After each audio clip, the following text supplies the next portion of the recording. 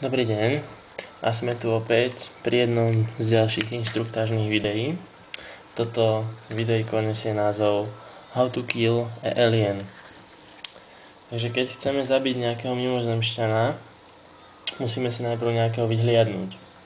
Veľa z nich sa vyskytuje aj na ulici a my vlastne ani o tom vôbec nevieme, že sú medzi nami.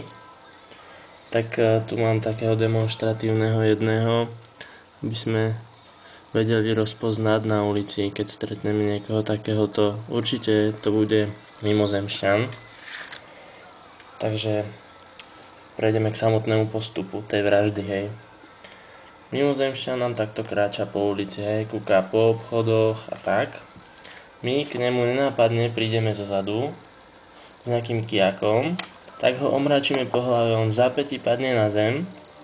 Musíme ho chytro odvliecť preč, niekde na nejaké miesto, kde nás nebude vidieť veľa ľudí. Tam si ho zavesíme napríklad takto.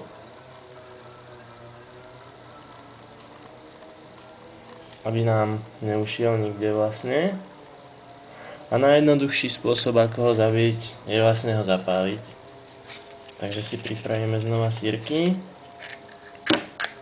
Škrtneme a pekne od spodu ho zapálime. A on vlastne celý zhorí. No. A je po ňom.